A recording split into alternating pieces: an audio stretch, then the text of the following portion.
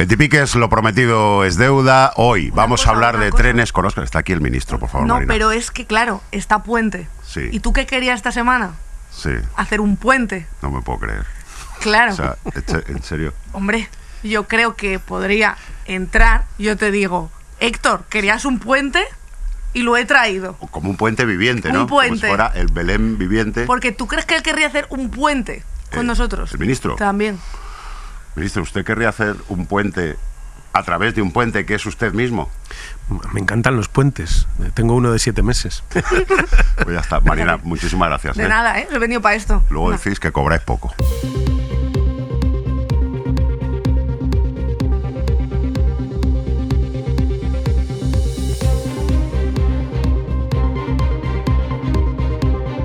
Bueno, alguien que se llama que se llama.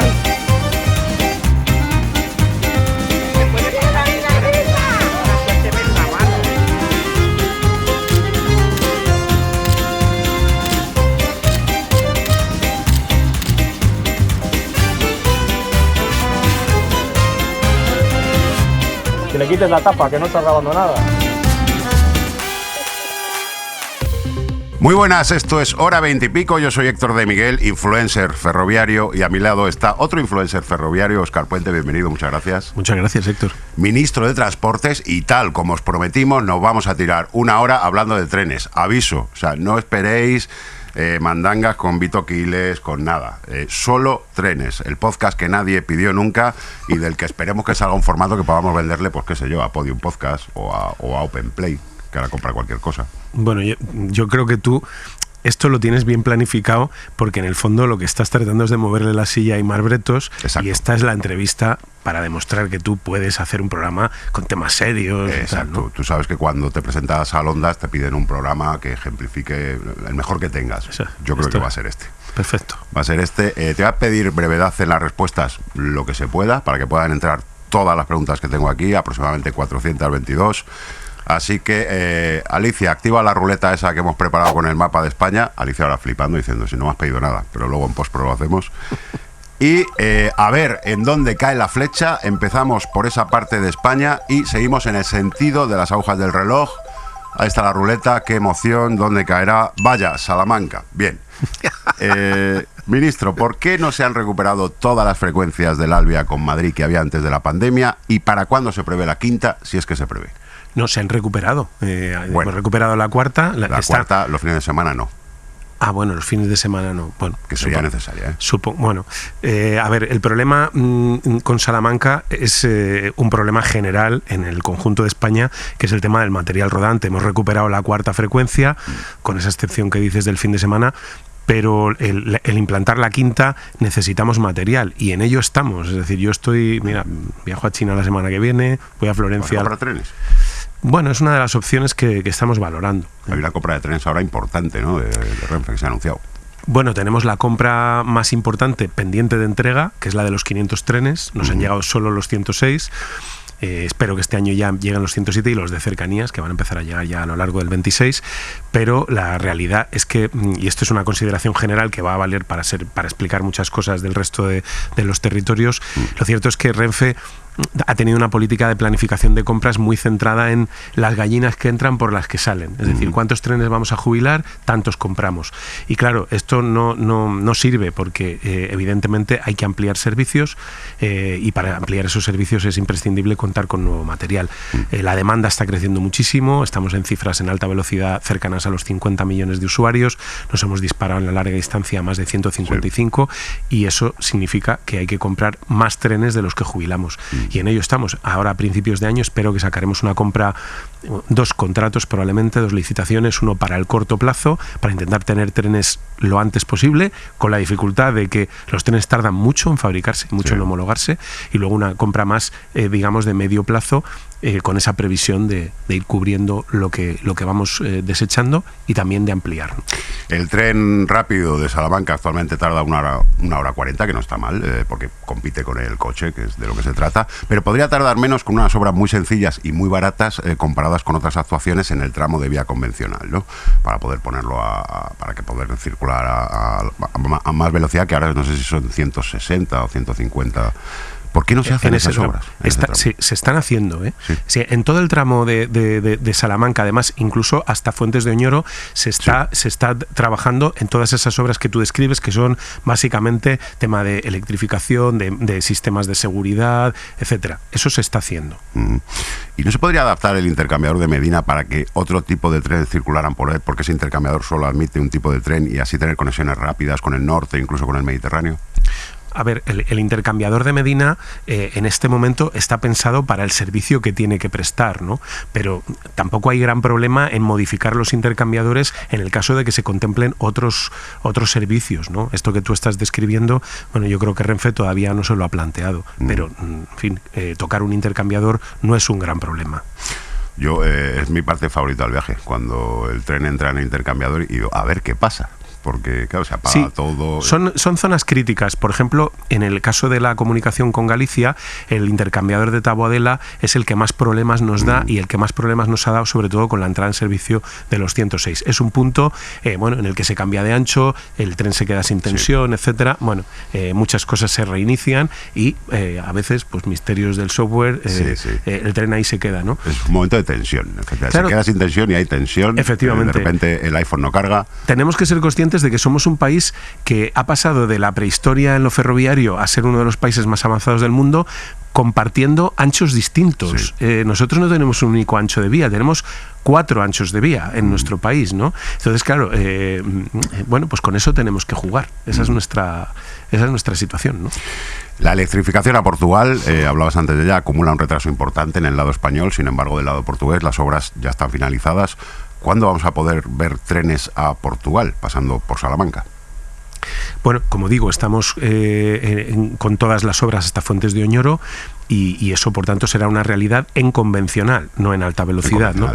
Las conexiones con Portugal, yo sinceramente creo que nosotros vamos muy adelantados y que tendremos los deberes hechos probablemente, bueno, en algún caso concreto, como es el de Extremadura, mucho antes que los portugueses. Es decir, por ejemplo, la Madrid-Lisboa, nosotros tenemos comprometido que en 2030 tendremos la conexión hasta frontera desde Madrid y Portugal, bueno, pues esperemos que en 2032, 2034 pueda tenerlo. En el caso de la conexión por Galicia, realmente Portugal está trabajando ahora mismo en la construcción del Aporto Lisboa. No está empezando ni hacia el norte, ni tiene nada hecho, ni planificado de momento.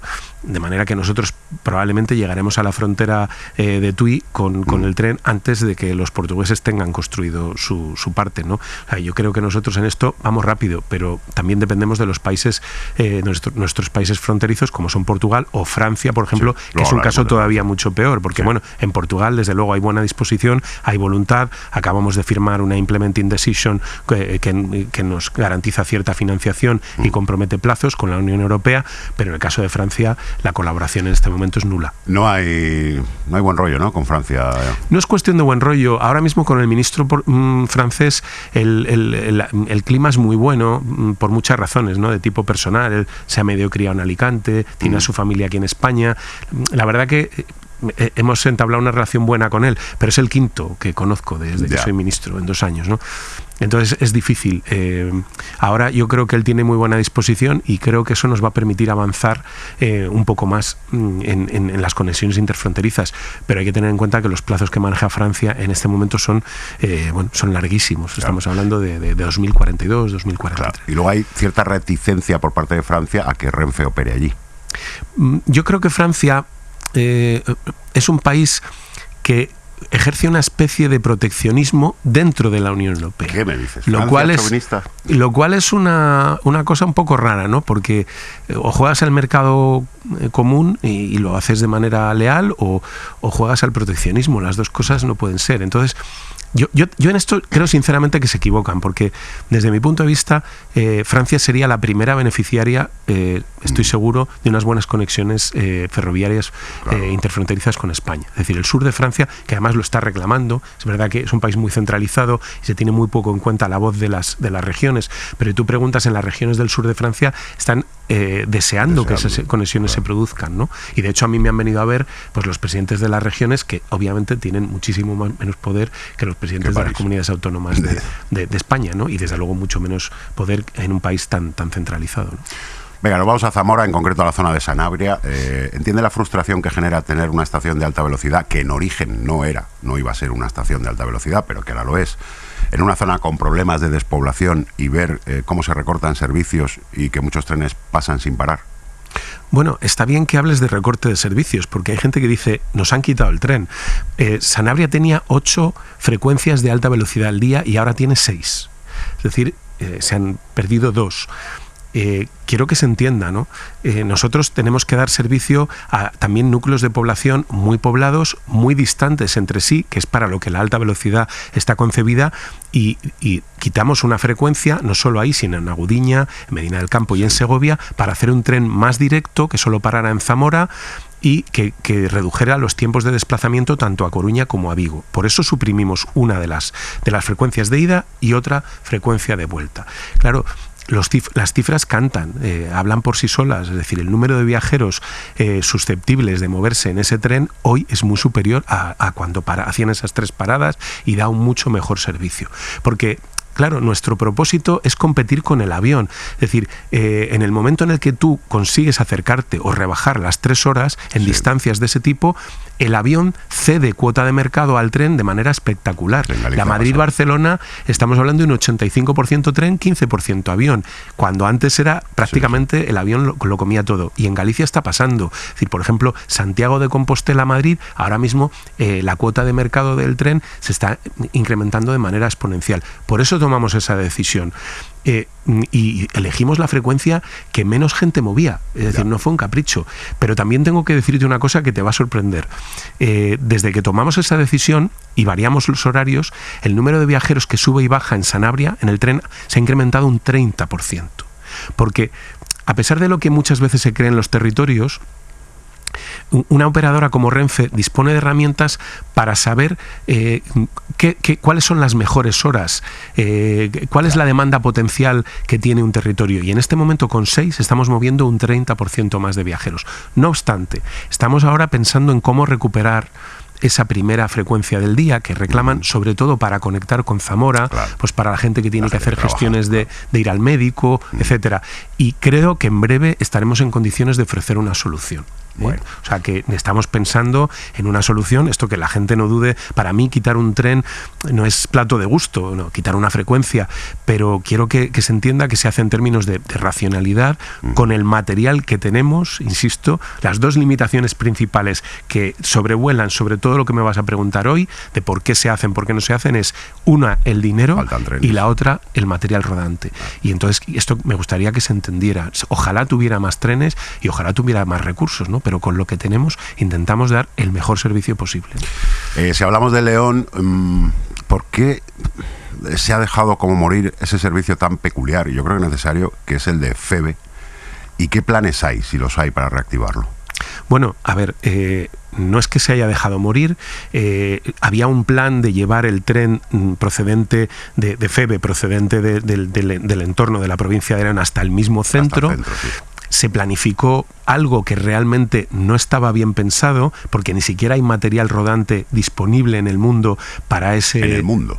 En el mundo, no lo hay. No existe. Habría que fabricar un tren exprofeso. De hecho, se contrató un tren a Stadler. Ese contrato se resolvió en los tribunales.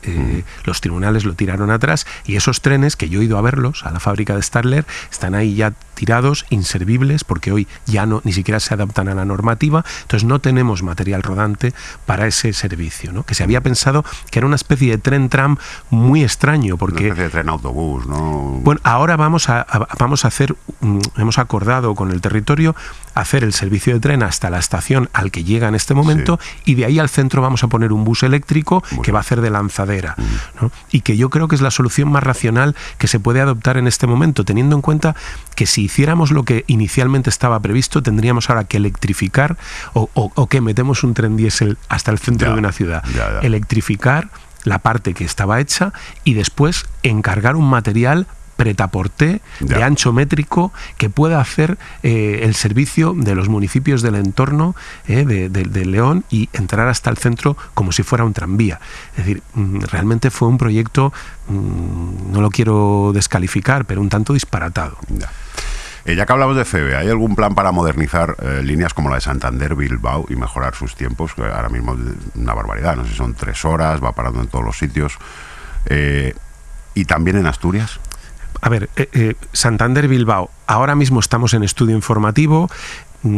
Es verdad que hay además agitación en el territorio porque el haber entrado en la fase que hemos entrado ya de información pública obliga a suspender licencias, etcétera, de todo ese territorio. Quiero que también se entienda, ¿no? Yo vengo ahora de Reino Unido, de ver los proyectos ferroviarios que allí se desarrollan, y allí, digamos que el interés público queda un poco arrinconado, ¿no? Frente a la propiedad privada. En España es lo contrario, y eso es lo que nos permite también en muchas ocasiones acelerar los proyectos. Entonces, yo también digo, le mando el mensaje al territorio: vamos a estudiar las alegaciones, que la gente que esté tranquila, y probablemente pues muchas de ellas se estimarán relacionadas con los propietarios, ¿no? Estamos en estudio informativo.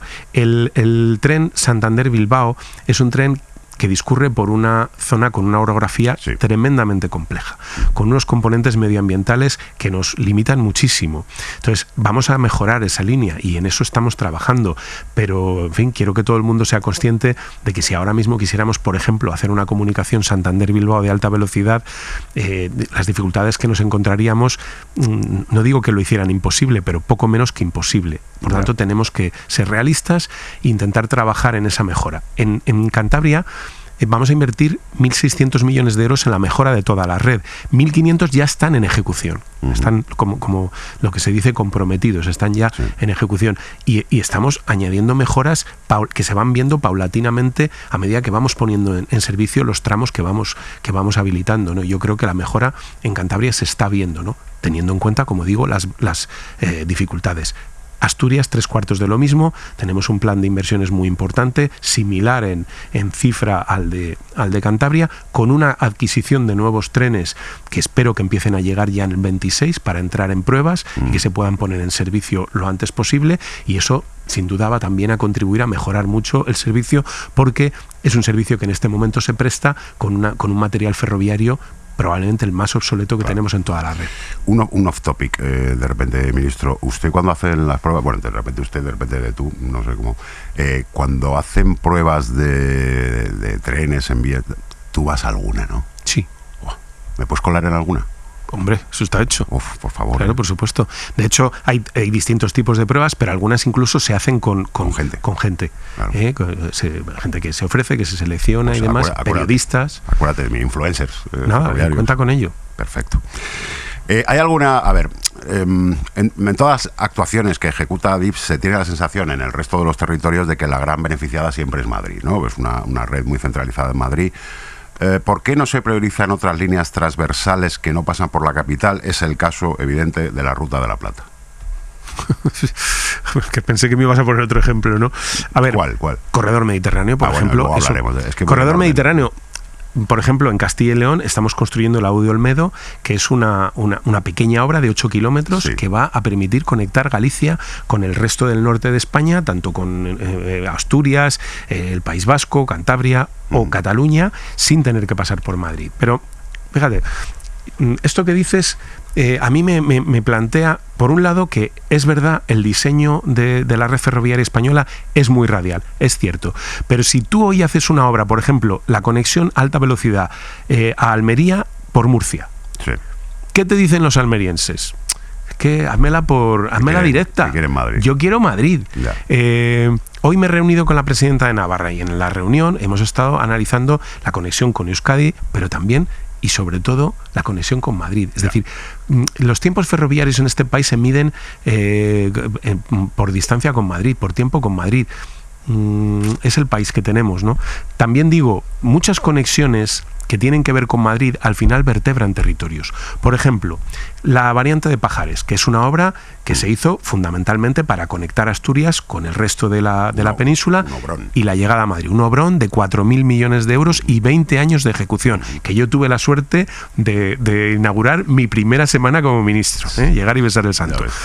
Bueno, pues esa obra nos ha permitido pasar de 750.000 viajeros al año a Asturias a 1.500.000. Hemos duplicado, ¿no? Pero, por ejemplo, si los incrementos de tráficos entre Madrid y Oviedo, por ejemplo, ha sido 185%, Sí. o con Gijón 158% aproximadamente, entre León y Oviedo o entre León y Gijón, el incremento es del 240%. Estamos hablando de una línea que da servicio a Madrid, pero que de paso ha comunicado León y las capitales asturianas en muy poco tiempo, y ha incrementado exponencialmente la gente que, en lugar de cogerse el coche para ir de León a Oviedo o ir a Sí, Gijón, sí. está utilizando el tren. Las mercancías, por ejemplo, pues la variante de Pajares antes tenía un 30% menos de tráfico de mercancías, y es gracias a una infraestructura radial. Pero es verdad que eso se está corrigiendo. Es decir, Corredor Mediterráneo para mí es el ejemplo palmario. Corredor Mediterráneo llevamos ejecutados desde que llegamos al gobierno 5.400 millones de euros. Pero es que los 2 últimos años hemos ejecutado 2.600 millones. O sea, estamos en un ritmo de ejecución de 1.300 millones. El otro día, sin ir más lejos, los empresarios de la asociación Quiero Corredor celebraron un gran acto para disolverse. Sí. Porque después de muchos años de reivindicación, no dicen que no vayan a estar vigilantes, tal, pero han asumido que el corredor mediterráneo ya está encarrilado para que sea una realidad en un periodo de tiempo que no será más de 2 o 3 años. Ya vamos a ver más anuncios en la tele, ¿no? De esos que hacían de comedor. Efectivamente. Uy, me ha traicionado el subconsciente porque a Amazon le llamamos aquí el comedor mediterráneo. Corredor mediterráneo, perdón. Bueno, centrémonos en los trenes, no me lleves por otros derroteros. Entonces, bueno, yo creo que se está haciendo, se está pensando en una red más mallada, ¿no? Pero es verdad que España está concebida. ¿Sí? Un ejemplo que en Castilla y León duele, y en Extremadura, la Vía de la Plata. La Vía de la Plata, que cerró el PSOE en 1986. Correcto. Es una vía Gran error. Es una vía que se cierra en los 80 y que hoy es una vía verde. Estamos con el estudio de viabilidad, ¿no? Pero de nuevo partimos de cero. Es decir, no hay una plataforma siquiera. Hay que construir plataforma, hay que construir superestructura. Es decir, hay que partir de cero, túneles, etcétera. El coste de los 200 y pico kilómetros que habría entre Ponferrada y Plasencia, que son los tramos que habría que construir, es un coste tremendo. Vamos a ver qué dice el estudio de viabilidad, pero, en fin, yo quiero trasladar realismo. Insisto, si tuviéramos un cajón sin fondo de recursos ilimitado, podríamos abordar todos los proyectos que se nos plantean en nuestro país. El problema es que no lo tenemos y tenemos que elegir, y elegir supone priorizar lo que se entiende que más se necesita. En este momento estamos con la Y vasca, que consume un volumen enorme de recursos, ¿no? No te me adelantes, por favor. Pero, por ejemplo, si Salamanca-Zamora, que es todo recto y que hay un flujo entre las ciudades continuo de estudiantes, de gente y demás, sería tender una vía recta, de manera que Salamanca también quedaría conectada a una estación de alta velocidad, que es Zamora, con la que podría haber muchos transbordos y muchas conexiones. Esa obra sería fácil, barata. Tendría que verlo, tendría que ver ese planteamiento. A ver, yo siempre digo que cuando uno traza una línea en un mapa, casi siempre le sale recta. Ya. Luego hay que descender al terreno. Segundo, trazar una línea es muy rápido y muy sencillo. Tú dices, de aquí a aquí, ¿cuántos kilómetros son tal? Luego hay que descender al terreno y ver cuántos túneles nos encontramos por el camino, porque el tren tiene unas pendientes muy pequeñas. En este caso, cero, pero bueno, sí. Bueno, no lo sé. Hablo lo hablo desde el desconocimiento. No lo sé, no he valorado ese planteamiento. Sí que es verdad que hay cosas que estamos tratando de estudiar en algunos territorios de trenes, pues por ejemplo el caso de Soria, que nos puedan servir de lanzadera para conectar con la alta velocidad. Eso es. Por ejemplo, el tema Soria-Castejón, sí. Eso se está valorando en algunos territorios, ¿no? Y no sé si Salamanca es el caso. Yo creo que en el caso de Salamanca, sobre todo lo que tenemos que hacer es mejorar la vía existente y para irla poniendo en estándares de mayor velocidad, ¿no? Porque la conexión que tiene Salamanca con Madrid en este momento no es mala. No está bien. Probablemente lo que tenemos es que mejorar lo que hay, ¿no? Y de rebote la de Valladolid, porque también otra gran estación que conecta con muchas ciudades sería Valladolid, y las frecuencias que hay con Valladolid son bastante discutibles. Sí, efectivamente. Yo creo que es un tema que tenemos que mejorar. También digo que ahora mismo las limitaciones que tenemos con el material a la hora de pensar en servicios nuevos son muy grandes. Ahora mismo, pensar que, por ejemplo, Valladolid tenemos, ahora mismo la Valladolid-Madrid es una línea completamente saturada. Claro. Es la línea con más pasajeros de Avant de España, pero con unas cifras disparadas respecto de la segunda. ¿Cómo hemos intentado paliar el problema que tenemos ahora? Los 106 que teníamos en la Madrid-Barcelona, que se nos fisuraron los bogies, los hemos cambiado para no mantenerlos en esa misma línea, donde parece que sufren más, los hemos puesto en parte en la Madrid-Valladolid, un tren que hace 580 plazas, nos hace 100 plazas más que un tren convencional, un 114 en doble composición, nos da 100 plazas más un solo tren. Lo hemos metido ahí. Vamos a meterlo en la Lleida Barcelona también, para dar un servicio a Avant que está saturadísimo. Pero fíjate que estoy jugando con trenes que en principio daban un servicio en la Madrid-Barcelona. Es decir, estoy haciendo el juego del trilero, ¿no? Pongo aquí un cubilete, pongo aquí el otro, porque no tengo material para todo lo que necesito, ¿no? Hablabas antes de Galicia y de sus flamantes servicios de alta velocidad que ya compiten con el avión, pero el domingo pasado hubo una manifestación masiva en Ferrol de la que hablamos en este programa, que reclama restituir frecuencias perdidas con A Coruña y el tren directo a Madrid. ¿Qué respuesta le puedes dar? Bueno, hemos visto la manifestación, obviamente. Ferrol es uno de los sitios de toda la costa gallega que tiene una de las peores conexiones ferroviarias por su propia orografía, por cómo está diseñada la vía, etcétera. Estamos implementando mejoras para la conexión con Ferrol en este momento, con inversiones en la línea. Evidentemente he tenido al alcalde de Ferrol en el Senado planteando una interpelación, y nosotros lo que vamos a hacer es intentar mejorar esas conexiones, evidentemente, ¿no? Ya. De hecho, tenemos también en el horizonte un plan de cercanías de Galicia que se nos ha planteado y que estamos terminando el estudio, lo está terminando INECO, pronto lo presentaremos, y uno de los grandes beneficiarios va a ser Ferrol, ¿no? También con las limitaciones del material rodante que necesitamos para hacer todo eso que queremos hacer, ¿no? Pero bueno, yo sí lanzo un mensaje de tranquilidad a Ferrol. Estamos valorando todo lo que se nos está planteando y estamos viendo cómo podemos mejorar una conexión de por sí compleja por la propia infraestructura que hay que mejorar, obviamente. Paramos un momento en Palencia y también en Valladolid para hablar de soterramientos de las vías, que es lo que está ahí sobre la mesa. Empezamos por Palencia, donde también ha habido manifestaciones recientes a favor de soterrar las vías, que es una cosa muy bonita, soterrar las vías, porque claro, te sale un parque precioso. Y muy española. Muy española, ¿verdad? Todo el mundo, ¿no?, quiere su soterramiento. Primero llega el AVE, que dices que bien, y ahora mételo bajo tierra porque quiero hacer aquí unos pisos o lo que sea. ¿Es viable el soterramiento en Palencia? No. No. En esto es que no puedo ser más claro, pero no es en Palencia. Vamos a ver. Hay una reflexión general que hacer sobre los soterramientos del ferrocarril.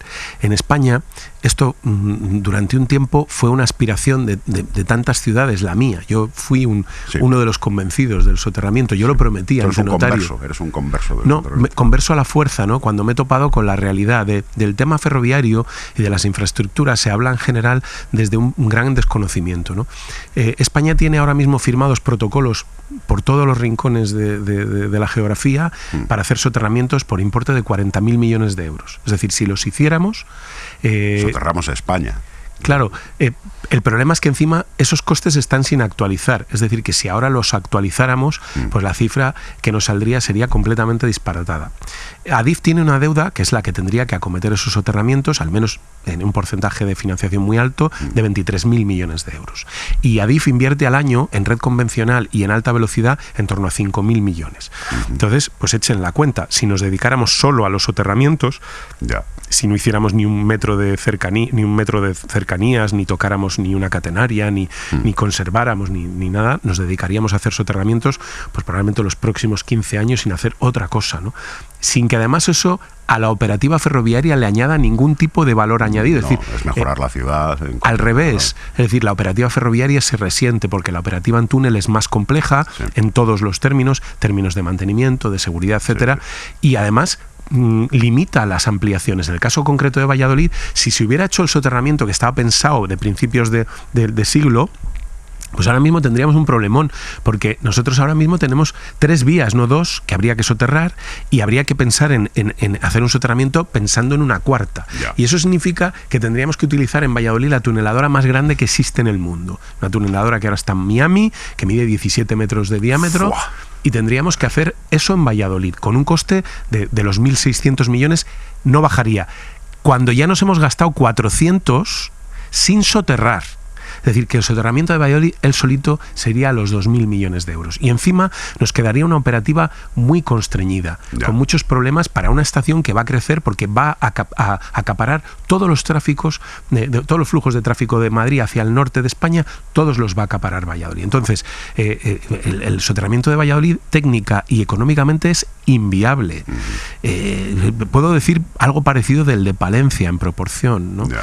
Entonces, esto de plantear soterramientos en todas partes, pues es una propuesta que hace sobre todo la derecha, tengo que decirlo, cuando está en la oposición, pero que luego cuando llega al gobierno, pues ahí está. En Valladolid ha habido un alcalde del PP 20 años, ha habido un gobierno de Mariano Rajoy un montón de tiempo y de José María Aznar, ha habido gobiernos de la Junta, por desgracia, vamos a los 40 años de gobierno de la Junta, queda poco para llegar a la efeméride. Y nadie ha soterrado un centímetro, ni han puesto un céntimo de euro público para soterrar. Todo era con lo que saquemos de los suelos, con eso soterramos. Claro. Pero resulta que los suelos iban a valer 1.000 millones y ahora la última tasación no dan ni para cubrir la deuda que teníamos ya de los 400 millones ya gastados, ¿no? Ya. Los suelos ahora valen 300 millones. O sea, todavía 100 millones más de deuda. Y hay quien sigue vendiendo la moto de, no, vamos a soterrar. Mentira, Hombre, no se va a soterrar. Te enseñan una infografía, un render tan bonito, con las vías soterradas y el carril bici por encima, pero claro. Sí, claro, sí, yo insisto que lo compro, que está muy bien desde el punto de vista urbano. Bueno, pues no tener las vías del tren por el medio, pero también digo, es que este planteamiento, si fuera tan realizable, sería lo que están haciendo por Europa ciudades con mucho dinero. Ya. ¿Zúrich tiene poco dinero? Yo creo que no. ¿Múnich tiene poco dinero? ¿Burdeos tiene poco dinero? Pues les invito a que viajen a los defensores del soterramiento y que se vayan a Zúrich, a Múnich o a Burdeos y verán que son ciudades completamente trufadas de vías por todas partes y que conviven con ellas. Sí, hay otras soluciones, claro. Claro, es más, las soluciones que nosotros estamos proponiendo en España, por ejemplo, en Granada, en Jaén, en el mismo Valladolid, aunque lamentablemente eso se ha visto ya completamente frustrado, son soluciones que ni siquiera están dando en otros países de la Unión Europea. Es que nosotros no vamos con integraciones de Chinchinabo, estamos haciendo integraciones en las que los márgenes del tren se convierten en un parque en el que los pasos, tratamos de hacer pasos amplios. En fin, esto no es el siglo XX, no estamos hablando de esos pasos oscuros, estamos hablando de, por ejemplo, en caso de Valladolid se ha hecho un paso muy bueno en la calle Panaderos y en la calle Labradores y se ha hecho un paso en Y con un parque, se ha convertido en una zona de encuentro. Es verdad que hay otros peores, hay otro en Padre Claret, que claro, tienes las viviendas aquí y haces lo que puedes, pero donde puedes se están haciendo integraciones que son realmente operaciones urbanísticas que mejoran mucho la ciudad, ¿no? Entonces, Igual te estaba llamando Carnero. era mi mujer. Bueno, Burgos, otra reclamación ya histórica de la zona es recuperar el directo a Burgos, cosa que también se reclama desde Aranda de Duero. A mí me gusta cuando eres realista y dices, mira, esto no se puede hacer. Y cuando, en fin, cuando se dice la verdad. ¿Hay posibilidades de que se haga realidad el directo a Burgos? A ver, estamos ahora mismo en redacción con el estudio de viabilidad, que es algo que quiero explicar para la gente. En España hay una ley del sector ferroviario que establece 4 hitos para llegar a la consecución de una obra ferroviaria. El primero es el estudio de viabilidad, que es el que dice si salen los números de rentabilidad socioeconómica, no puramente económica, sino socioeconómica. Segundo, estudio informativo. Tercero, proyecto. Y cuarto, obra. En el tramo Burgos-Madrid, en el tren directo, en el que llaman tren directo, estamos en este momento con redacción del estudio de viabilidad y veremos si salen los números. Yo solamente quiero anticipar lo que desde mi punto de vista es lo lógico, ¿no? Por cómo nos encontramos. El Burgos-Madrid es una línea que se cerró en el año 2011 como consecuencia de que una bateadora se le cayó el túnel de Somosierra encima y llegó el gobierno de Rajoy, Hoy Feijóo lo propone, lo promete que va a abrir el tren, pero llegó el gobierno de Rajoy y aprovechó que se había caído el túnel para cerrar la línea. Es una línea en la que la última semana de vida pasaron 6 trenes. Es decir, yo sé que se dice, esto sería maravilloso. La realidad es que siempre fue una línea por la que hubo muy poquito tráfico. Bueno, pues ahora, después de que se cerrara en 2011, esa línea está destruida. Yo invito que... Hay muchas fotos en Google, muchas fotos en Internet. Es una línea que habría que rehacer de nuevo. Rehacer entera, ¿no? Todos los túneles no nos sirven porque no podemos hacer ahora una línea diésel, tendríamos que hacer una línea electrificada. No nos permite la normativa ir a líneas ya sin electrificar. Ex novo tenemos 4.000 kilómetros de líneas sin electrificar, pero que son ya vienen de antes. Exacto, son antidiluvianas. Pero líneas nuevas, todas electrificadas. Por tanto, nos iríamos a una cifra de en torno a los 1.400, 1.500 millones de euros para reconstruir esa línea. ¿Va a ser eso viable? Soy escéptico, no lo oculto, pero vamos a esperar a ver qué dice el estudio de viabilidad, a ver si el estudio de viabilidad sugiere alguna solución parcial, no sé, en algún tramo. Vamos a verlo, yo no quiero anticipar, pero sí me sabe mal generar expectativas no realistas, y me sabe muy mal la patada a seguir, porque yo me he encontrado con muchas patadas a seguir en el ministerio que al final he tenido yo que bajar al piso. Es muy insolidario esto de decir, esto que se lo coma, si yo no voy a estar aquí, cuando esto sea tal, que se lo coma el ministro que llegue. A mí no me gusta trabajar así. Vamos a ser todos serios y vamos a ver si este programa, por ejemplo, me parece de una tremenda utilidad para que se genere una cierta cultura ferroviaria y de infraestructuras, y que la gente sea consciente de lo que cuestan las cosas y de lo difíciles que son, ¿no? Pues malas noticias, Aimar, tendrás que seguir yendo en alza al Sonorama. Bueno, ya que hablamos de Burgos, hay ciudades en las que las estaciones de alta velocidad se hicieron en sitios discutibles, Burgos, Tarragona, Segovia. ¿Estos son ya errores irremediables? En esas ciudades no digo que sean irremediables, porque todo se puede corregir, pero claro, el coste de corregir esos errores ahora mismo lo hacen prácticamente inviable, ¿no? Es por eso por lo que yo rechazo cualquier solución que pase por sacar las estaciones de su ubicación, de los cascos. Es decir, el caso de Burgos es paradigmático. Burgos perdió viajeros. Cuando empezó la alta velocidad a llegar a Burgos, perdió viajeros. Paradójicamente, o sea, tenía un servicio de tren mucho mejor y se empezó perdiendo viajeros. Lo que quiere decir que la estación evidentemente no sirve para el que tiene que ser su fin primordial, que es para que la gente se suba al tren y viaje en tren. Y Tarragona, por ejemplo, es un ejemplo es increíble. Una pésima estación, ¿no? Tarragona, puedes ir a Tarragona por 35 euros y luego coger un taxi de la estación a Tarragona que te cobre 43. Por ejemplo, Segovia, Guiomar, no es un caso de fracaso porque hay muchísimo movimiento, porque realmente Guiomar es una estación de cercanías de Madrid. Realmente Segovia se ha convertido en una especie de ciudad dormitorio y claro, como tardas tan poquito en llegar a Madrid, al viajero, digamos, recurrente, le sigue compensando tener que coger el coche para ir a su destino en Segovia, que al final no es mucho, pero es una mala solución. Y por eso mi resistencia en este momento a que hoy hablaba, por ejemplo, con la presidenta de Navarra y hablábamos del caso de Tudela. Tudela de Navarra se había pensado una solución de sacar la estación fuera.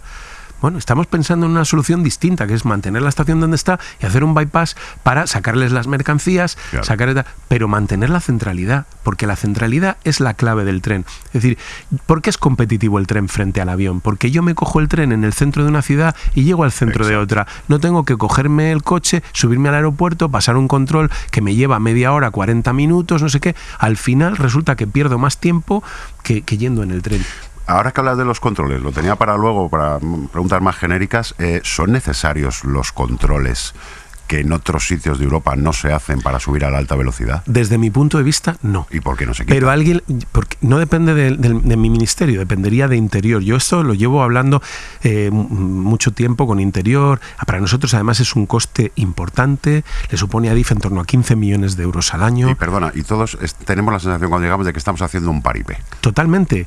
Pero vamos a ver, es que desde la óptica de la seguridad nosotros hemos tenido un gran atentado ferroviario. En cercanías. No fue en el AVE, claro. Fue en cercanías, ¿no?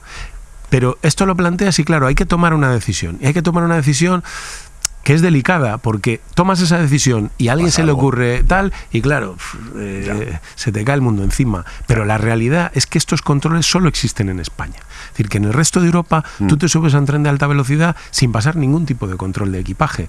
Entonces, bueno, yo creo que esto alguien en algún momento lo tiene que cambiar. Pues a ver quién le pone el cascabel al gato ese, porque efectivamente... Por costes, por operativa, por comodidad. No, por lo que decías antes, porque la gracia del tren es que llegas, lo coges, Correcto. te subes y bajas en el centro. Efectivamente. El 7 de febrero actuamos con hora 30 y pico en Santander, entradas ya a la venta, amigos, no se lo pierdan, y planificando un posible viaje en tren hasta allí con esta compañía que tengo. Es un poco desolador lo de Santander, ¿eh? Lo es, pero Santander tiene una solución, es de los sitios en los que el horizonte a corto plazo ya se ve. Estamos ahora mismo construyendo la Palencia Alar del Rey de alta velocidad, estamos ya con el proyecto y pronto con la obra del siguiente tramo de Alar del Rey. Además se ha decidido la construcción de un puente para conectar antes de que tengamos hasta Torrelavega construido el siguiente tramo, porque yo lo que quiero es que cada tramo que se construye se ponga inmediatamente en servicio. Entonces vamos a conectar con red convencional cuando tengamos terminado el tramo de alta velocidad hasta Alar del Rey, vamos a conectar con la red en ancho ibérico y vamos a ir en alta velocidad hasta Alar del Rey, con lo que eso supone que son 80 kilómetros añadidos adicionales, e ir reduciendo tiempos. Es decir, vamos a ir con un material rodante como hacemos ahora de doble ancho, cambiamos pasando a Alar del Rey, y ya el último tramo que nos queda de Cantabria lo haremos en ancho ibérico y en la red convencional. Pero eso vamos a ir ganando ya tiempo. ¿Con qué horizonte eso? O sea, bueno, la plataforma está en construcción ahora mismo, tiene que estar terminada antes del 30 de junio de 2026 porque son fondos europeos, y inmediatamente entramos con la electrificación, es decir, estamos hablando de plazos 2-3 años máximo. Vale, qué pena. Bueno, para la siguiente actuación. Viajamos a La Rioja, que es uno de los viajes más curiosos que yo he hecho en tren últimamente, no hace mucho, creo que fue hace 2-3 años. Primero en AVE hasta Zaragoza, y allí un transbordo en un tren homenaje a los 80 hasta Logroño, donde la mayoría del pasaje iba de pie. Sí. ¿Cuáles son las opciones de Logroño para mejorar sus conexiones en tren? Sí, bueno, Logroño, al igual que en el caso de Pamplona, estamos con la construcción de la alta velocidad a Castejón para conectar con la línea de alta velocidad, y también estamos trabajando el tramo de Logroño conexión con Miranda a través de Haro. Es decir, estamos mejorando la conexión por los dos sitios. Quiero decirte, por ejemplo, que Logroño ahora tiene una frecuencia más de las que tenía, y la hacemos a través de Miranda de Ebro, le hemos añadido una conexión más, y bueno, que estamos mejorando.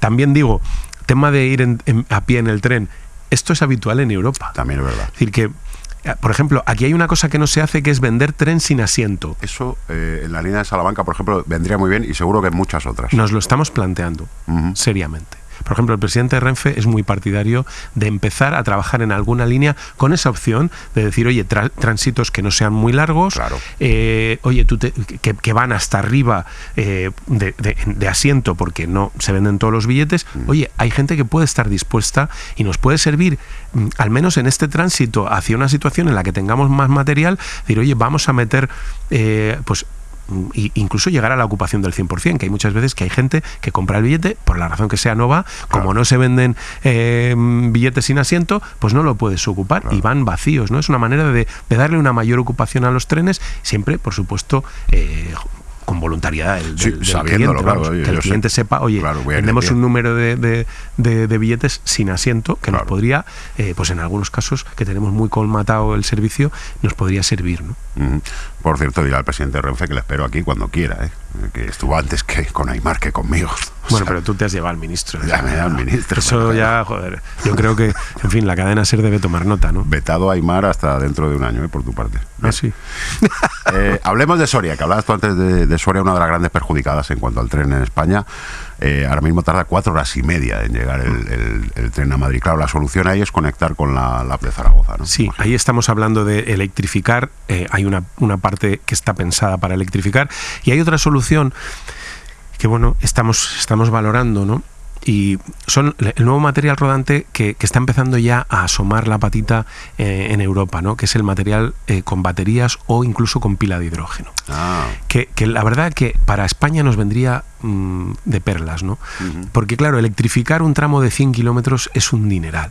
Pero meter un tren de hidrógeno, meter un tren de baterías para un tramo de 200 kilómetros, no más, que pueda servirnos de lanzadera para conectar con la alta velocidad, pues puede ser una solución muy buena. Y Soria es uno de los sitios donde estamos valorando implementar esa solución. Hay trenes ya de hidrógeno circulando. Hay trenes de hidrógeno en pruebas.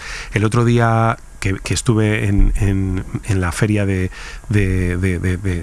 se ha celebrado en Madrid hace poco, también he estado en Berlín, en la última feria que hubo, hay trenes ya con pilas de hidrógeno que están con una autonomía de 1000 kilómetros. Es verdad que el hidrógeno hoy es una solución muy cara y que todavía no está, digamos, a nivel comercial suficientemente implantada, ¿no? Pero en paralelo están asomando trenes no de hidrógeno, sino con baterías, con una autonomía de 250, 300 kilómetros. Stadler vi el otro día uno en la feria de Madrid.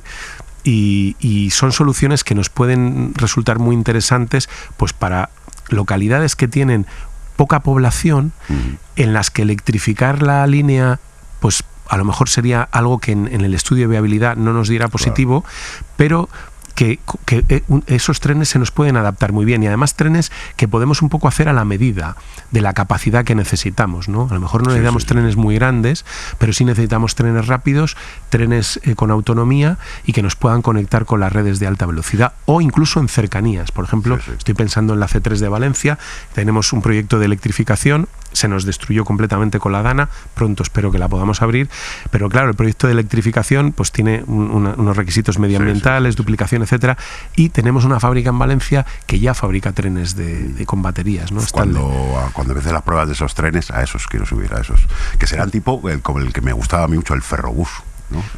La verdad que el tren en general es un medio de transporte muy atractivo, y lo que se ve ahora, lo que se está viendo en este momento, los trenes que surgen, ¿no? Pues realmente son espectaculares. El otro día estuve en Alemania, en Düsseldorf, viendo la fábrica de Siemens. Tienen un tren que está todavía en prototipo y que en 5 o 6 años estará funcionando, el Velaro Novo, un tren de 800 plazas a 350, en fin, hay virguerías ahora mismo, ¿no? Ese tiene papeletas para entrar en la nueva LAB Barcelona-Madrid.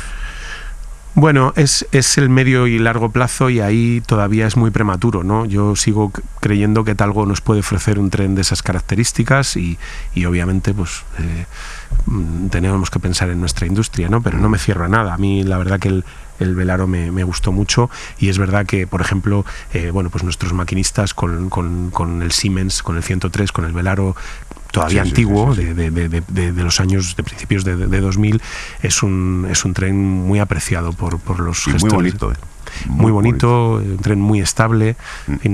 Siemens hace muy buenos trenes. Hay muy buenos fabricantes en Europa. Quizá el problema, es un tema que dejo aquí encima de la mesa, pero que seguramente va a ser objeto de debate en los próximos años. El problema de la industria ferroviaria europea no está en la calidad, que hacen unos trenes fantásticos, está en los tiempos de entrega y en el precio. Y ese es el gran problema ahora mismo frente a China. China está en unos plazos de entrega ahora mismo entre 6 meses y 2 años como mucho. ¿Pero tú crees que si le empiezas a comprar trenes a China te van a caer hostias? Sin duda, sin duda. Ya han entrado 3 en Austria, pero yo también digo, me he sentado con la industria europea, he hablado con el comisario de Transportes, creo que tiene que haber una reacción en la industria ferroviaria europea, porque cuando tú tienes en el mercado trenes a la mitad de precio y con plazos de entrega absolutamente ridículos frente a los que tienes aquí en Europa. En Europa ahora mismo estamos hablando de plazos de entrega de 60 meses. 60 meses. 5 años ahí para claro. Claro, entonces, yo siempre lo digo, yo soy político, yo no tengo 5 años y soy el que compra. Es decir, y necesito soluciones. No puedo decirle a la gente, oye, tienes un problema de falta de trenes, esto hasta dentro de 5 años, olvídate, 6 años, olvídate. Entonces, esto hay que cambiarlo. Y cambiarlo probablemente pase por revisar muchas cosas en la industria ferroviaria europea que pasan por el tamaño de las empresas. En fin, yo ahí dejo encima la reflexión, pero hay una experiencia que es Airbus en lo aeronáutico, que salvó la industria aeronáutica Sí, sí. europea, ¿no? Y, en fin, Bueno, algún problemilla que otro últimamente, pero bueno, que han solucionado bien. sinceramente creo que el caso de Airbus que hemos visto en estos días es un caso para mí ejemplar de cómo Sí, sí. funciona.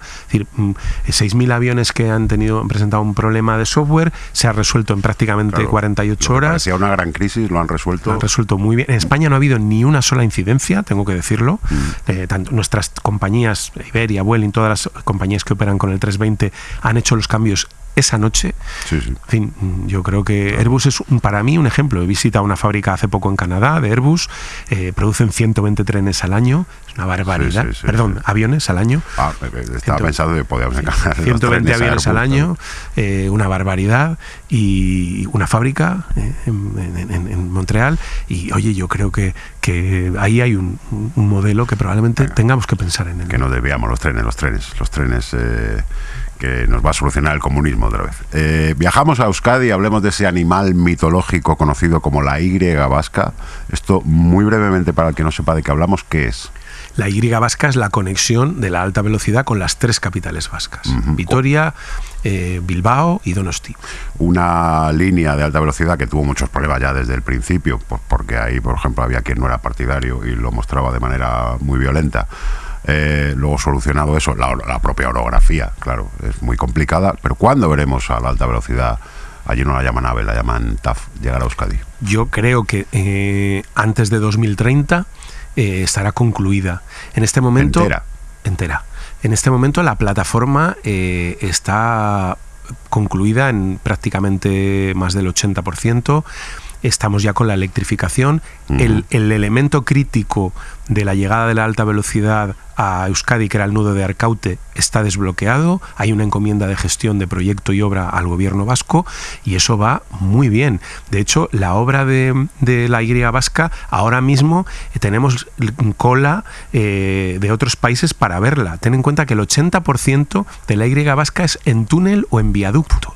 Es decir, nosotros somos el país que más barato construye alta velocidad del mundo, pero no porque seamos un país fácil con la orografía. Te hablaría, por ejemplo, de la Almería-Murcia ahora mismo, que es túnel viaducto en su mayor parte también. Y uno piensa que, bueno, Almería es un territorio pues más llano y demás. No. Entonces, ahora mismo la Y vasca está ejecutada en un porcentaje muy muy alto. Estamos ya en la fase de electrificación y construcción de superestructura y el nudo de Arkaute, que es la conexión de Vitoria con la alta velocidad, con la Y, que era el punto más problemático. Afortunadamente aprobamos el estudio informativo y estamos ya con el proyecto y pronto espero que con la obra. Así que desde mi punto de vista 2030 es el horizonte para tener la Y vasca, para llegar a las capitales vascas. Es verdad que me dirán, bueno, Burgos-Vitoria todavía no está construido. El Burgos-Vitoria, estamos ahora mismo en obra, la parte de Pancorbo, Ameyugo, ese pequeño tramo, y el resto está en proyecto. Estamos redactando los proyectos. Pero vuelvo a decir lo mismo que digo con el tren a Santander, a Cantabria, o con lo que ha pasado en Galicia. Iremos con trenes de ancho variable, pero la alta velocidad va a llegar a Euskadi antes de 2030. Esto es una buena noticia para Aimar, para compensar lo del Sonorama y Aranda de Duero. A Donosti sí que se va a poder. Efectivamente, ahí podrá ir al Festival de Cine. Exacto. ¿Hay posibilidad de que Teruel, nos vamos de repente a Teruel, tenga en unos años algún tipo de conexión directa con Madrid o Barcelona sin hacer transbordo? Porque el caso de Teruel también es... Bueno, Teruel ahora mismo estamos renovando completamente la conexión hacia el corredor mediterráneo. Se está renovando completamente esa vía, ¿no? Entre otras cosas, se está electrificando, etcétera. Es decir, en Teruel estamos trabajando. Conexión con Madrid, bueno, sin transbordo. Complicado, ¿no? Pero una buena conexión ferroviaria, Teruel va a contar con ella. Estamos ahora mismo trabajando en la conexión Valencia-Zaragoza por Teruel. Estamos electrificando toda esa vía y estamos invirtiendo ahí una importante cantidad de dinero. De hecho, es una obra crítica para el corredor mediterráneo porque es la que nos tiene que servir de alternativa para cuando vayamos al ancho, a poner ancho internacional en el tramo Valencia-Castellón, que es crítico absolutamente para el corredor mediterráneo. Y estamos hablando de un horizonte a 2 años vista, no más. 2 años vista. Buenas noticias para Teruel. ¿Y cuáles son los plazos, si es que los hay, para recuperar tráfico internacional de trenes a través de Canfranc? Bueno, nosotros tenemos mucho interés en ese proyecto. Fíjate que hablaba antes de ¿Francia también? Yo creo que esa es una de las cosas que vamos a poder desbloquear antes. Vale. Primero porque el coste es mucho menor, el tramo realmente desde Canfranc hasta Pau es muy poco, son muy pocos kilómetros. Es verdad que la orografía no es fácil, pero bueno, yo creo que, en fin, si no nos dan en el corto plazo la conexión por Irún, alta velocidad, Burdeos, o el tramo de Montpellier, yo creo que este puede ser también una buena muestra de buena voluntad en el corto plazo. De hecho, estamos hablando con el gobierno francés porque nosotros vamos a sacar el proyecto de reapertura del túnel de Canfranc. Hemos invertido 150 millones de euros en la línea hasta Canfranc, que ahora mismo además está teniendo un éxito tremendo.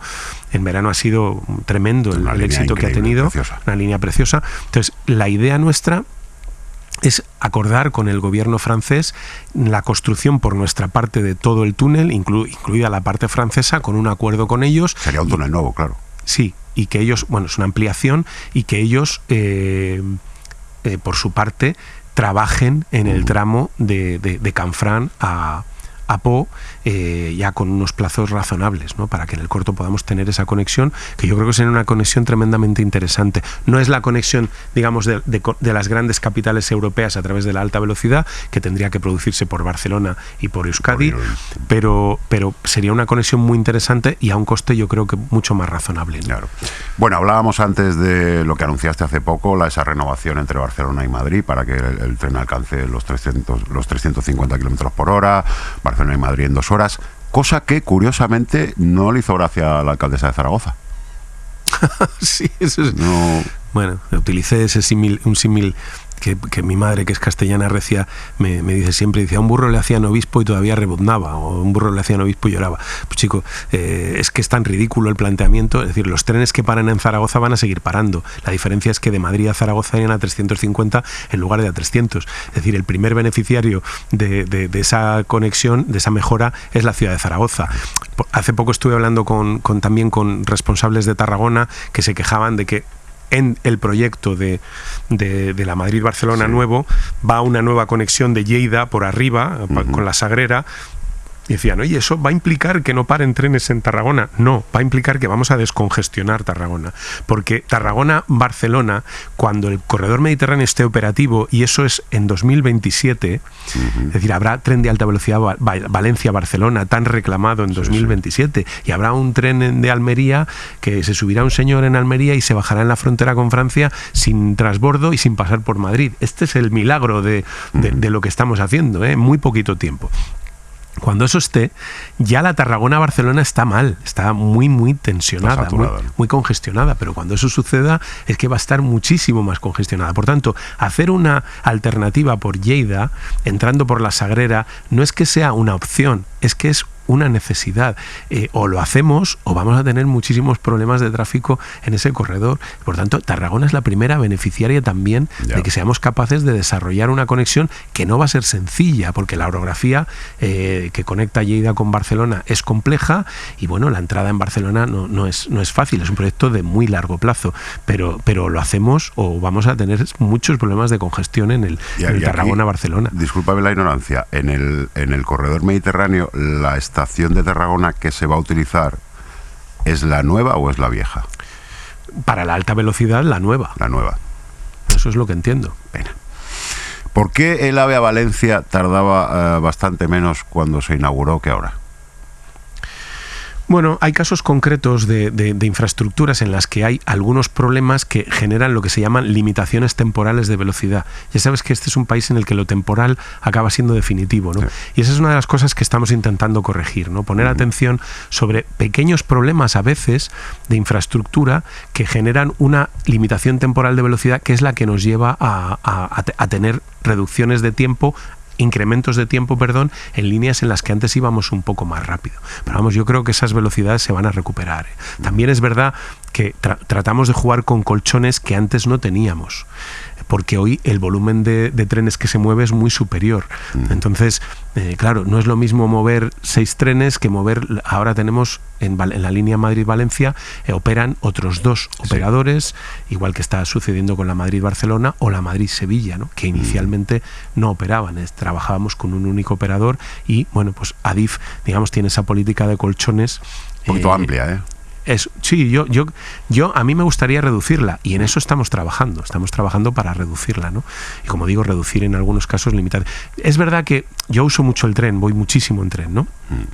Y es verdad, yo voy siempre muy atento, observo pues cosas, por ejemplo, el Alicante-Madrid yo la cojo con cierta frecuencia y observo que hay días que estamos parados en un sitio por regulación y tal y cual, digo, joder, y aún así hemos llegado a tiempo. Claro. Si no hiciéramos todo esto, estaríamos todavía en tiempos inferiores, ¿no? Y siempre te dicen, bueno, esto es porque, claro, aquí tenemos tal, aquí se cede el paso a un tren de Wigo que viene tal, aquí, en fin, cosas que hay que ir ajustando en la operativa para intentar reducir esos tiempos, ¿no?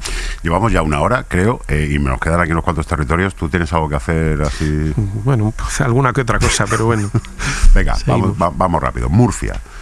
Se ha inaugurado un AVE, el AVE llega a Murcia, pero bueno, con unos tiempos también que no corresponden mucho a lo que sería un AVE. Con unos tiempos con Madrid. Con Madrid, efectivamente. Claro, porque viene por Alicante. Sí. Es decir, si fuera por Albacete, directo, pues tardaríamos menos, pero es lo de siempre. O sea, tenemos que utilizar la infraestructura que construimos para permear el territorio y también hacer viable la conexión, porque un Murcia-Madrid directo probablemente tendría un volumen de aceptación importante, pero suficiente como para justificar el coste de la línea. Es algo que hay que plantear, es decir, no es lo mismo hacer un Madrid-Murcia por Alicante, recogiendo viajeros en Alicante, Albacete, Cuenca, etcétera, que hacer uno directo, ¿no? Es diferente. Murcia ahora, bueno, es uno de los territorios donde estamos haciendo más obra ferroviaria, una nueva estación, ahí hay un soterramiento que técnicamente, digamos, era mucho más económico y más viable, y pasa a ser una estación pasante a Almería y se va a convertir en una de las estaciones con más tráfico de todo el corredor mediterráneo. Tendrá un Murcia-Barcelona que antes no había, Murcia-Alicante en condiciones, Murcia-Valencia, que no lo hay, un Alicante-Valencia. Hay un tren que es lentísimo, va a haber un Alicante-Valencia de alta velocidad. Es decir, en eso es en lo que se trabaja, ¿no? Entonces, yo entiendo, ¿no? Es decir, ¿Murcia se tarda mucho? ¿A dónde? A Madrid, claro, porque al resto, pues es una línea estupenda, ¿no? Saltamos a Andalucía, se han mejorado algunas conexiones, pero sigue habiendo en Andalucía casos como el de Almería, el mítico tren Almería, que los cómicos nos hemos trabajado muchísimo, esas 7, casi 8 horas de tren. Eso está en vías ya de extinción. Yo sabes que voy 2 o 3 veces al año a Almería a fotografiarme con los viaductos, los túneles. Hay uno que se llama el de los feos, al que vamos todos los veranos, Félix Bolaños y yo. Y bueno, pues la obra del AVE a Almería está en su tramo ya final.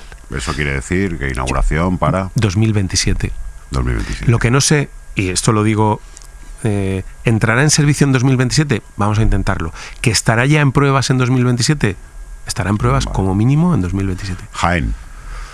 Jaén ahora mismo hemos llegado a un acuerdo con el ayuntamiento para hacer una integración ferroviaria en superficie muy potente y vamos a mejorar la conexión con la red ferroviaria general a través de esa conexión con Córdoba, y es lo que estamos trabajando en este momento. Estamos, creo, en estudio de viabilidad o estudio informativo y queremos conectar Jaén con la alta velocidad a través de Córdoba con esa línea, ¿no? Huelva creo que es uno de los territorios donde, vamos, solo pueden estar contentos, ¿no?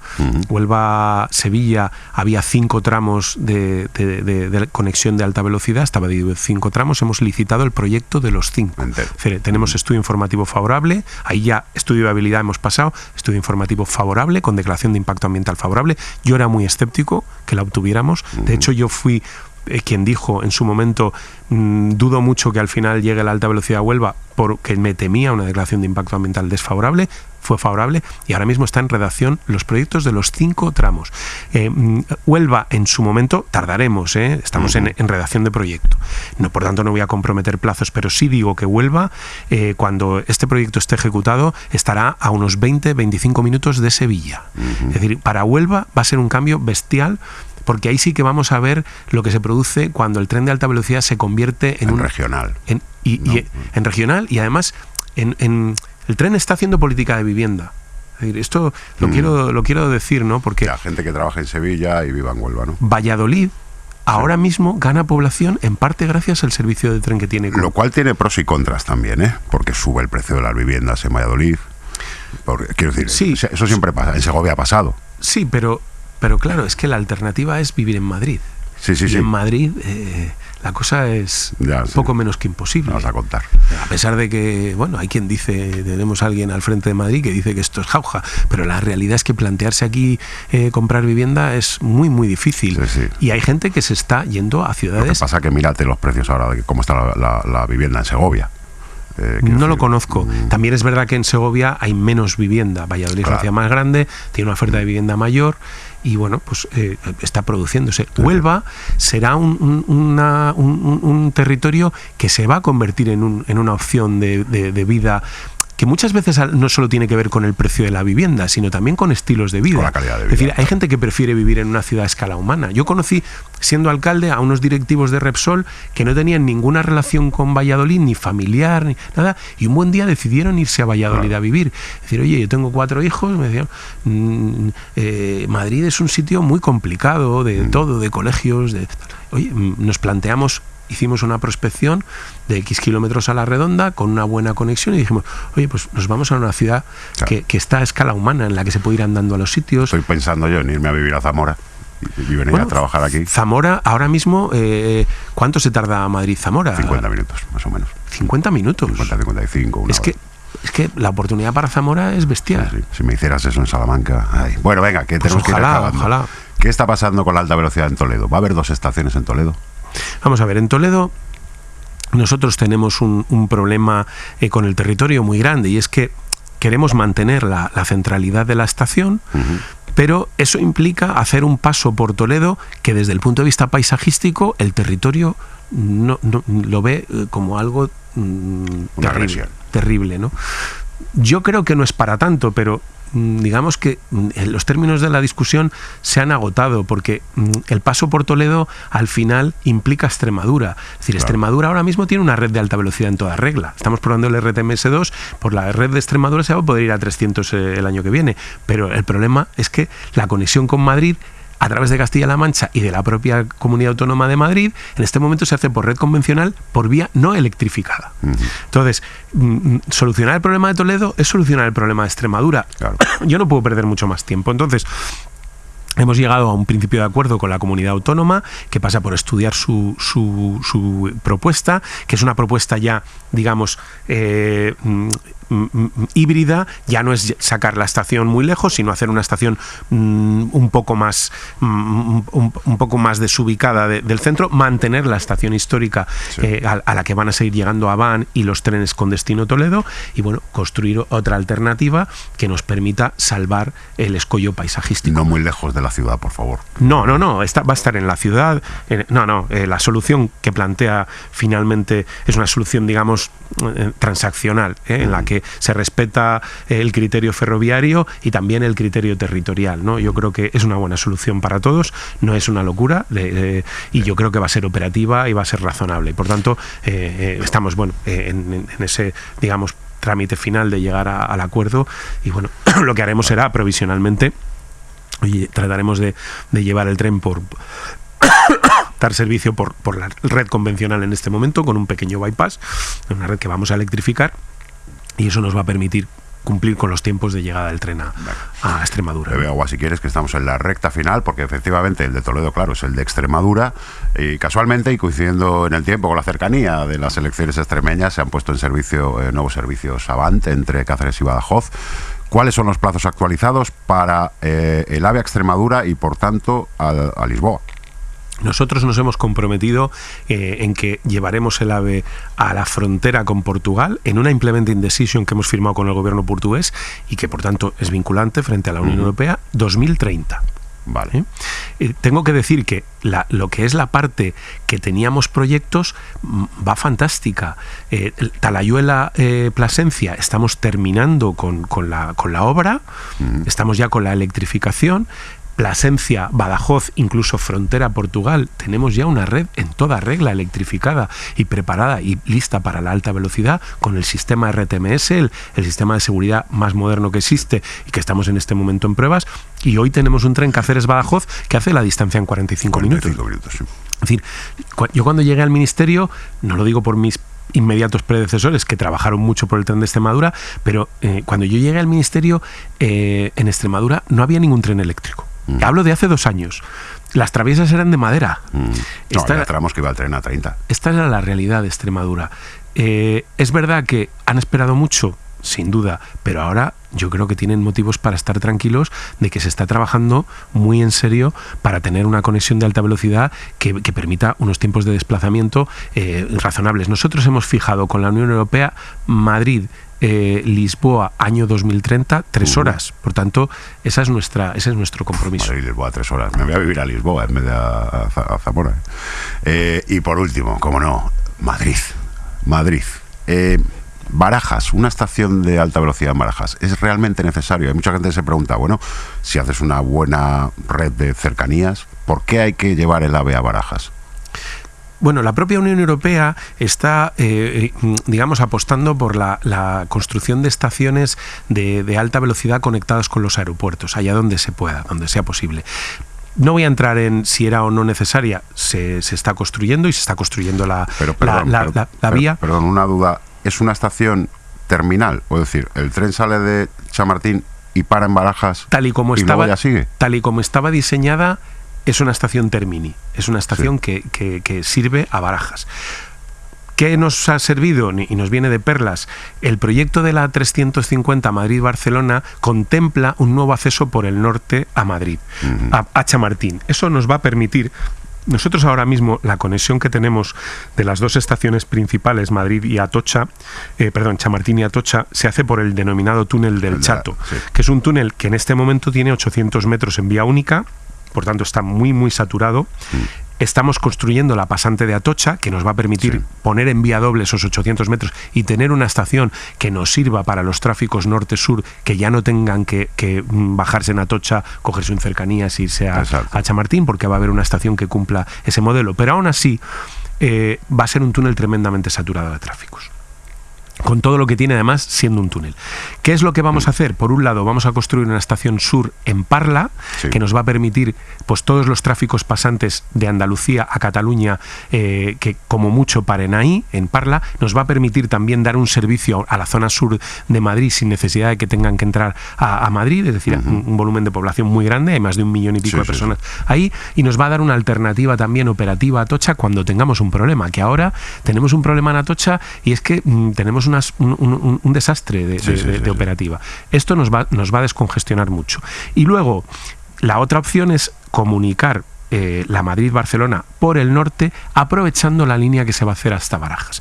Con una pequeña prolongación de la vía, vamos a conseguir que la estación de Barajas sea una estación pasante y además que nos sirva de conexión con Chamartín, de esa línea Madrid-Barcelona, que también va a ser la línea Barcelona-Huelva. Es decir, que cuando se dice, es que ponéis la Madrid-Barcelona 350, sí, pero es que la Barcelona-Madrid ya no es solo Madrid, es también hasta Huelva. Pensemos que va a haber un tren en unos años que irá de Barcelona a Huelva en menos de 4 horas. Esta es la realidad. Vale. Acabados los territorios, y ahora ya sí que vamos a acabar la entrevista, pero con 4 cosas que te quiero preguntar, que son más genéricas. La liberalización y sus guerras, por ejemplo. ¿Las empresas que compiten con Renfe lo hacen en posición de ventaja porque trabajan a pérdidas? Esto es un tema complicado, ¿no? No es que lo hagan en una posición complicada porque trabajen a pérdidas, es una liberalización un tanto ficticia, porque realmente no son empresas, son estados. Es decir, es verdad que Irio, por ejemplo, tiene parte de capital privado, y es verdad que Irio ha optado un poco por la competencia en términos de calidad, ¿no? Yo nunca me he metido con Irio, la verdad. No, con Wigo un poco, pero con Wigo un poquito más, ¿no? Por tanto, el problema es que la competencia es ficticia. Realmente está ahí el pulmón de los estados detrás sosteniendo una operativa a pérdidas, cuando realmente la operativa de la alta velocidad es una operativa de servicios comerciales que tiene obligatoriamente que ser rentable. Dinero, sí. Esto no es un servicio público, es decir, no es llevar un tren a un sitio, pues a Sanabria, ¿no? Que es un servicio, realmente estamos hablando de un servicio público, aunque sea alta velocidad, ¿no? Estamos hablando de un servicio comercial. Entonces, realmente la competencia es una competencia irreal, en el que están los estados ahí sosteniendo, el Estado francés, el Estado italiano, el Estado español, sosteniendo unos precios que dan pérdidas. Y esto al final es algo que va a conducir a la única solución posible, que es adaptar los precios al coste del servicio. Real. No se puede cobrar un billete de tren a 7 euros de alta velocidad cuando además llegas a la estación y el taxi te cuesta el triple o el cuádruple. Es evidente que hay algo que está fallando ahí, ¿no? Hace poco se aprobó en el Congreso con el apoyo de, PP, siempre va tragando, Junts y Esquerra, la propuesta de que Renfe recuperase las antiguas indemnizaciones por retrasos. Vosotros decís que esto es injusto, que os dejan desventaja. ¿Por qué es una mala idea? Porque claro, a la gente le dices, oye, que si llega tarde el tren te van a devolver el dinero. Pues estupendo. ¿Por qué es una mala idea y qué podéis hacer para impedirlo?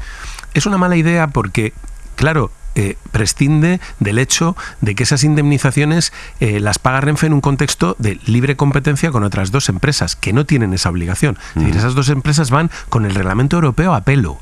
Es que Renfe ni siquiera estaba con el reglamento europeo, iba más allá que el reglamento europeo. Tenía un compromiso de puntualidad mucho mejor. Muy heavy, de 5 minutos en origen. No, pero el que tenía en vigor, el que tiene en vigor en este momento, es un compromiso de puntualidad superior al que tiene Irio y superior al que tiene Wigo. Sí. No solo en términos de tiempo, sino también de indemnización. Hay quien te da puntos. Claro, nosotros lo hacemos de otra manera. Y luego hay una cosa que tampoco se tiene en cuenta, que es que Renfe siempre te lleva. Es decir, Renfe te suspende el tren y te pone un autocar. Eso no te lo hace Wigo, ni te lo hace Irio. Renfe sí. Entonces, claro, darle unas condiciones para competir a la empresa española distintas de las que disponen las otras dos empresas es abocarla a tener pérdidas y a tener problemas. Renfe no toma esta decisión de manera caprichosa. Es decir, mantener un compromiso de puntualidad que databa de una época en la que había 6 trenes por sentido en la Madrid-Sevilla, cuando hoy hay 289, pues claro, es que es irreal. Es decir, ayer se ha parado un Wigo en un sitio que antes no había, en la vía, y eso ha ocasionado retrasos en otros cuantos trenes de Renfe que han tenido que indemnizar. Eso lo pagamos todos. Es una pésima idea. Y es una idea, pues, digamos que yo calificaría de populismo de baja estofa, ¿no? Que puedes esperar de alguna formación política, pero de un partido como el Partido Popular, pues es difícil de entender, porque algún día, espero que lejos, les tocará gobernar a ellos. Claro. Y tendrán que tomar este tipo de decisiones, ¿no? Si quieren de verdad mantener la viabilidad de una compañía como Renfe, que donde gana dinero, antes lo hacía, ahora ya ni eso, era en la alta velocidad, y con eso daba servicios deficitarios en pequeñas localidades, etcétera. Entonces, esto es lo que yo creo que hay que tener en cuenta, ¿no? Hablabas antes de los puntos, qué error quitar los renfecitos. Éramos muy fans en este programa de los renfecitos, pero bueno, vosotros veréis. Hay una tendencia en toda Europa de recuperar los trenes nocturnos, porque hay gente que no tiene tanta prisa y porque era un servicio que a algunos nos gustaba muchísimo. Yo tuve la suerte de viajar varias veces en tren hotel a Lisboa o a París, me encantaba ese servicio. ¿Está entre los planes de Renfe recuperarlos? A corto plazo no, por una razón sencilla que voy a explicar ahora. España no tiene un solo tren nocturno, no tiene un tren preparado para tren cama. De hecho, los últimos que tenía, que eran un Nostalgo, se han convertido a trenes de alta velocidad y son los modelos que nos van a entregar este año, los 107. Por lo tanto, no disponemos de material rodante para hacer trenes nocturnos. Tengo que decir también que los trenes nocturnos en España perdían un Potosí. Ya, me imagino. Las pérdidas de los trenes nocturnos en España antes de que se decidiera su supresión eran de 40 millones de euros al año. ¿Qué pasa en Europa? En Europa tienen una red ferroviaria muy lenta. Esto lo quiero. La media de velocidad más alta de la Unión Europea es la red ferroviaria española. para que quede claro. Tiene una red lenta, entonces viajan por la noche. Duermen en el tren y llegan por la mañana. Nosotros cogemos un tren en Madrid a las 9 de la mañana y a las 11:30 estamos en Barcelona. Claro, hacer viajes nocturnos está justificado cuando los tiempos de desplazamiento son largos. Es Pero verdad. En el caso de Madrid-Lisboa, Madrid-París, nada, ¿no? A ver, en el corto plazo ya digo, no disponemos de material. La Unión Europea parece que quiere andar imponiendo esto y, bueno, pues nosotros desde luego estamos dispuestos a estudiarlo. Luego quiero también que se sepa que el mantenimiento de nuestra red ferroviaria se hace por la noche. Es decir, si ya metemos operativa nocturna, pues el bateo, el perfilado, todo lo que tenemos que hacer por la noche, ¿cuándo lo hacemos? Y es imprescindible porque muchos de los problemas que tenemos se derivan como consecuencia de un mantenimiento que no es todo lo óptimo que debería. Y muchas veces no es una cuestión de no querer, es una cuestión de que manejamos franjas horarias muy limitadas. Entonces, las pruebas de los trenes que hay que homologar hay que hacerlas por la noche en algunas ocasiones o meterlas en el horario comercial, perjudicando la operativa, ¿no? Por eso estamos pensando, otra noticia que te doy, en hacer un loop de pruebas para poder homologar trenes sin necesidad de meterlos en la red ferroviaria. Hacer una vía solo para pruebas. Exacto. Como voy a ver uno en China ahora, en la semana que viene, y nosotros queremos importar. ¿En algún territorio tenéis ya? Muy probablemente en Andalucía. Porque la orografía es más. Teníamos teníamos en parte planificado uno en Antequera. Parece que genera problemas con el territorio, pero es verdad que tenemos, en el caso de Andalucía, tenemos alguna plataforma que se construyó y que no se terminó de rematar y que podríamos aprovechar sin generar ningún problema territorial para construir ese circuito de pruebas. Y en eso estamos. Otra exclusiva. Aprende, Aimar. 2 últimas preguntas. A ver si no te mueven de aquí a hora 25, no sé ya qué más puedo hacer. Vamos. La web, ya está, la web. La web estamos ahora mismo con un contrato de una millonada, están modificándola, renovándola. Lo último que me ha dicho es Siemens, lo último que me han dicho es que probablemente en torno al verano que viene tendremos... ¿Verano que viene? Sí. Joder, bueno. Sí, esto mismo he dicho yo, joder. Y he ido a verlo, y he ido allí, y digo, joder, esto es complejísimo. Ya. Lo que se está haciendo. Tenéis que pensar que Renfe es una compañía que tiene movimientos en Internet superiores a muchos bancos. O sea, estamos hablando de... Entonces, el tema es muy complejo. Estamos hablando de un contrato de una millonada, de una porrada de millones de euros. Cienes, como dirían. No estamos hablando de 4 pesetas. Tanto, es un tema complejo. Y ya la última pregunta. Viajar con perro en tren. En España no es fácil. Si el perro pesa más de 10 kilos... sí, eso es algo que tenemos que... Y en otros países europeos se viaja con mucha naturalidad. Mira, tenemos que adaptarnos a eso. Tema bicis, que estamos tratando de mejorar, incluso con la compra de nuevo material. Pero con los perros. Tema de instrumentos, de músicos. El otro día me han planteado un caso práctico, por ejemplo, un violonchelo. Hoy por hoy no viajas con él. ¿Hay que comprar un billete para él o cómo? No, es que no. Yo creo que no puedes meterlo. No puedes. Entonces, bueno, es un tema en el que tenemos que trabajar. Pero dame fechas con los perretes, por favor. Pues no lo sé, espero que cuanto antes. Eso no es muy difícil. Espero que cuanto antes, espero que pronto. Bueno. También digo, cuando estos cambios se introducen, tenemos por otro lado al que no le gustan los perros. Sí, bueno, pero eso siempre se puede arreglar. El vagón, en este vagón pueden ir, eso ya se hace en cercanías. Sí. Yo desde luego soy partidario de que hoy las mascotas ocupan un lugar en nuestra vida muy importante. Yo mismo tengo una perrina de 2 años y es familia y tienes que viajar con ella, etcétera. Por lo tanto, yo creo que eso lo tenemos que adaptar. Hay que mostrar sensibilidad hacia una situación que yo creo que socialmente es una situación claramente extendida, ¿no? Antonio, mi perro, quiere viajar en tren, ya baja en cercanías. ¿Qué perro tienes? Es un bodeguero que está justo en los 10 kilos. Si le meten una jaula ya no cumple la normativa. Sí. Entonces, bueno. Óscar, ha sido un gusto, muchísimas gracias, nos hemos excedido de tiempo. ¿Qué tal me has visto hablando de trenes? Te veo puestísimo. O sea, no quiero moverle yo tampoco el asiento a Álvaro. Pero... Si no te sale lo de hora 25, voy a hablar yo con Renfe, probablemente un director de servicios comerciales o algo de esto podría estar bien. La zona de Castilla y León, las cercanías de Castilla y León que no existen, ¿no? Salamanca, te buscamos. Salamanca, sí, por favor. Vale, ideas. ¿Me llamas para algún tren en pruebas? Sí, eso está hecho, cuenta con ello. Y luego Renfecitos. De hecho, quiero probar un 107 pronto. Por favor, que son los antiguos nocturnos, ¿no? Son los antiguos nocturnos. Perfecto. Y voy a ir con el nuevo, espero pronto, presidente de Talgo. y Vale. podamos verlo. Y luego los renfecitos, eso hay que recuperarlo, ¿eh? Vamos a ver. ¿Qué te vamos a parece ver. puentecitos? Óscar Puente, hora 20 y pico, muchas gracias. Venga, gracias. Toma, un regalito. Bueno, sobornando aquí a los políticos, macho. Que no se vea, vamos a meterlo aquí. No, la puedes ver, que es una botellita de vino de toro. Hombre, vino de toro. Pero vamos a ver, hombre, hora 20 y pico. Hombre, hora 25.